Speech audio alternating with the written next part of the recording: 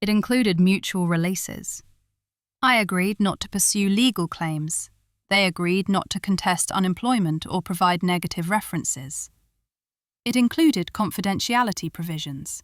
Neither party would discuss the settlement terms. I reviewed it with David. He explained each section. I signed it electronically. The company executed it 2 days later. My employment ended effective the following Friday. I received a brief email from HR, not Melanie, someone different. Your final day is March 28th. Please return all company equipment and complete the exit process. I completed the checklist, returned my laptop via courier, transferred my accounts, documented my final handoff notes. My last day was quiet. No exit interview, no farewell messages. I logged out at 5 p.m. Amsterdam time. The first severance payment arrived 3 weeks later, exactly as specified in the agreement. The second payment arrived 60 days after that. I kept copies of both transaction confirmations. David sent me his invoice, 33% of the total settlement. I paid it within a week. I filed for unemployment, used the neutral reference letter, was approved within 2 weeks. I started looking for new roles immediately. I found one 6 weeks later. Different company, different industry, better culture from what I could tell. They asked why I'd left my previous role.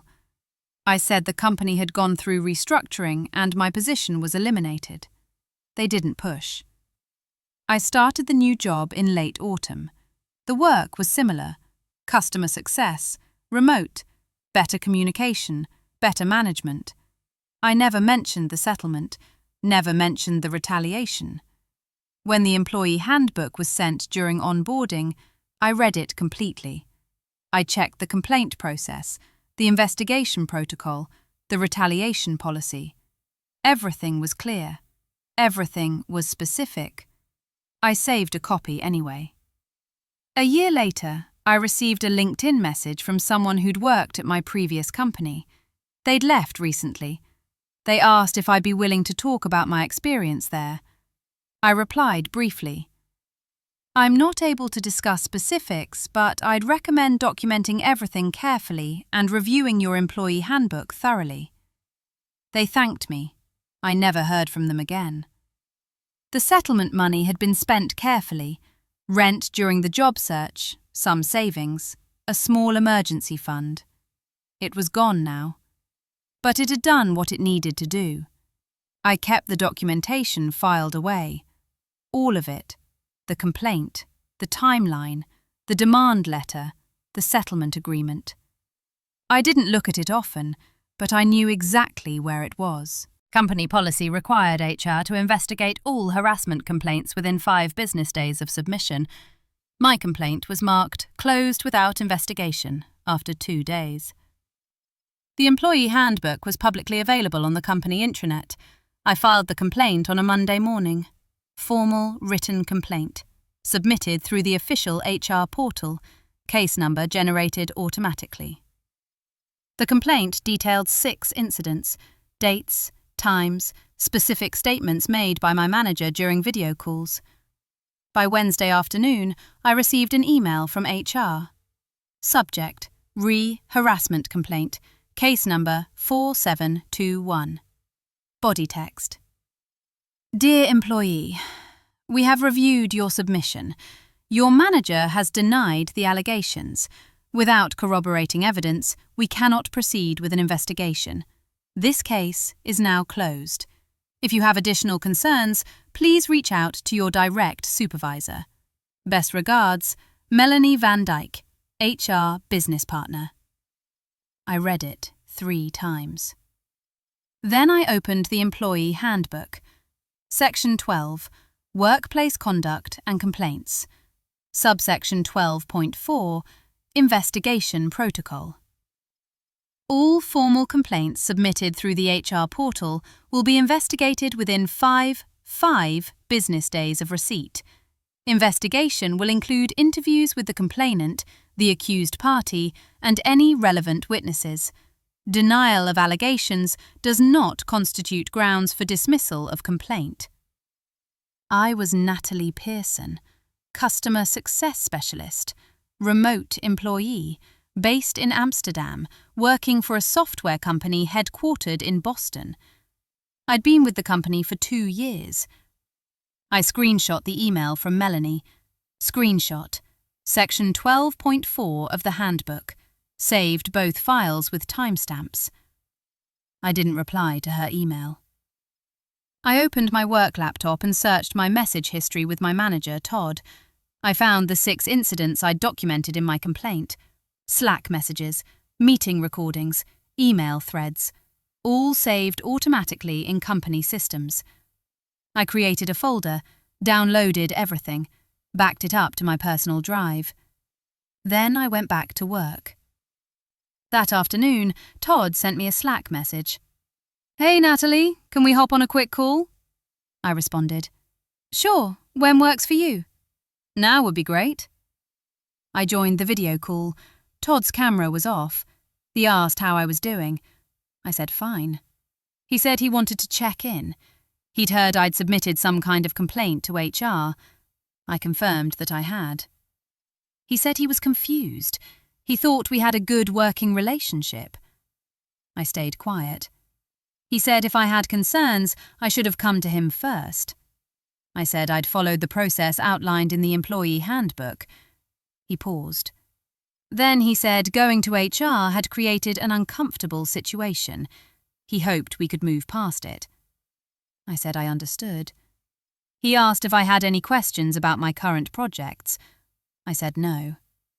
The call ended after 6 minutes. I documented the conversation. Time, duration, summary of what was said. I saved it in the same folder as everything else. The next day, I received an assignment change. Email from Todd. Subject: Project Reassignment. 2 of my accounts were being transferred to another team member. High-value accounts. Ones I'd managed for over a year. The reason listed: Team rebalancing. No further explanation. I responded professionally. Understood. I'll coordinate the handoff. I completed the transition documentation that week. Detailed notes, client history, ongoing initiatives. I didn't complain. I noticed other changes too. I was removed from the weekly strategy call, the one where account priorities were discussed. My invitation to the monthly customer success all-hands was declined. Todd's responses to my messages became slower. Questions that used to get answered within an hour now took a day. I documented each change: date, description, context.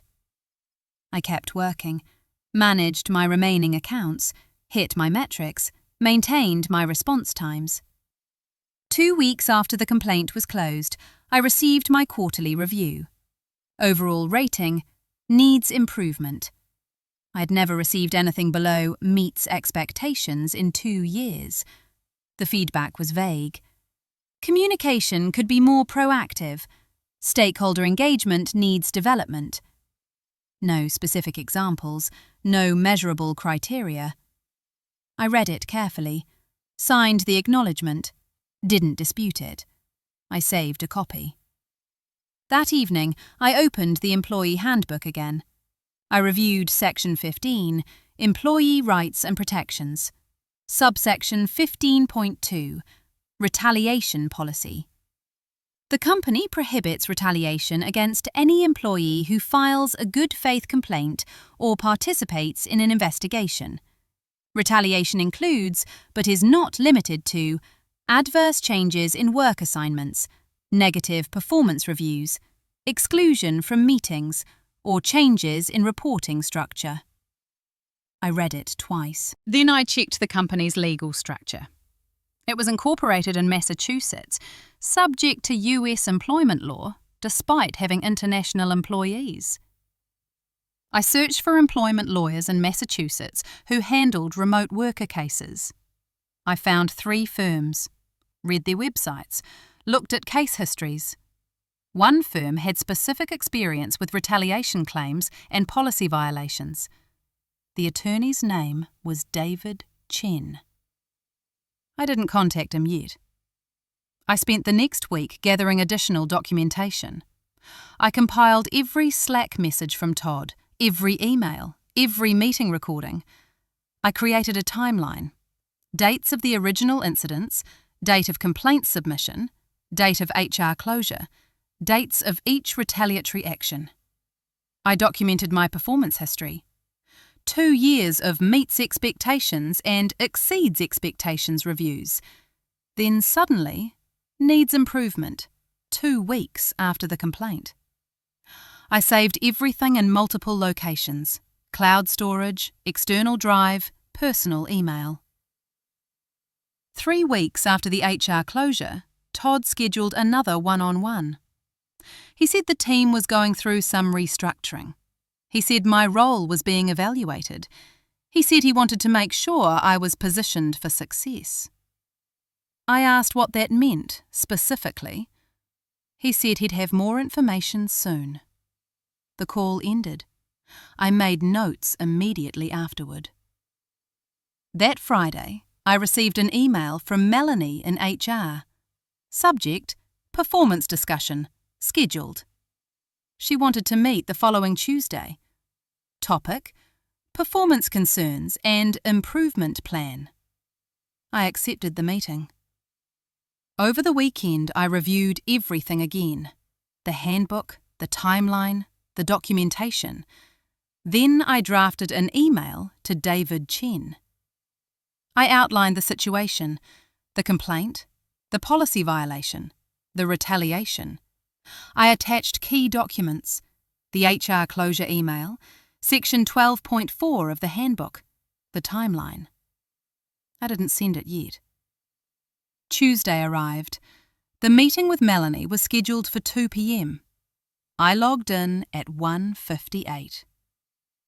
Melanie and Todd were both on the call. Melanie started. She said they'd been reviewing my recent performance. She said there were concerns about my engagement and output quality. She said they were implementing a performance improvement plan: 30 days, specific goals, weekly check-ins with Todd. She shared her screen. The PIP was already drafted. I read through it. The goals were subjective. Improve communication quality. Demonstrate stronger client relationships. Show increased initiative. No metrics, no clear success criteria. I asked how success would be measured. Melanie said Todd would assess progress during weekly check-ins. I asked if there was a rubric or scorecard. She said the goals were self-explanatory. I asked what would happen if the goals weren't met. She said that would result in termination. I said I needed time to review the document. She said I had 24 hours to sign. The meeting ended at 2:37. I saved the PIP, saved the meeting recording. Then I sent the email to David Chen. He responded within 3 hours. Miss Pearson, I've reviewed your documentation. You have a strong case for both policy violation and retaliation. I'd like to schedule a consultation to discuss options. Are you available tomorrow? I confirmed. We spoke the next morning. I walked through everything chronologically. He asked detailed questions about the original incidents, the complaint process, each retaliatory action. He reviewed the employee handbook, confirmed that Section 12.4 required investigation regardless of denial. He reviewed the PIP, said the timing was textbook retaliation. He said I had 3 options. Option 1, sign the PIP, try to meet the goals, risk termination anyway. Option 2, refuse to sign, face immediate termination, file a wrongful termination claim. Option 3, send a formal demand letter before termination, cite policy violations and retaliation, request settlement. He said option 3 was strongest. It gave the company a chance to settle before litigation. He said most companies preferred to settle retaliation claims quietly. I asked what a reasonable settlement would include. He said severance, typically 6 to 12 months, neutral reference, removal of negative performance documentation. He said his firm worked on contingency for employment cases, 33% of any settlement. I asked how long the process typically took. He said demand letters usually got responses within 2 weeks, settlements within 60 days if the company was motivated. I agreed to move forward. He drafted the demand letter that afternoon. It was sent the next day, addressed to the company's general counsel, copied to Melanie and the VP of HR. The letter was 3 pages. It outlined the original complaint, quoted Section 12.4, documented HR's closure without investigation. It detailed each retaliatory action, the account reassignments, the meeting exclusions, the negative review, the PIP. It cited Massachusetts retaliation law, noted that the company had violated its own written policies. It demanded the following. 1. Immediate withdrawal of the performance improvement plan. 2. Restoration of all work assignments and meeting access. 3. Removal of the negative performance review from my file. 4. 6 months severance pay. 5. Neutral reference letter. 6. Signed settlement agreement with confidentiality and non-disparagement clauses. It gave them 10 business days to respond. It noted that failure to respond would result in a formal complaint to the Massachusetts Attorney General and potential litigation. I received a copy, read it carefully, approved it. David sent it via email and registered mail. Then we waited.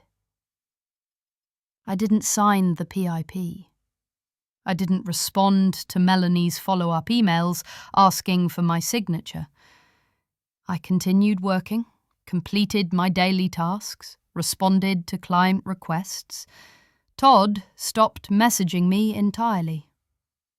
4 days after the demand letter was sent, I received an email from someone new.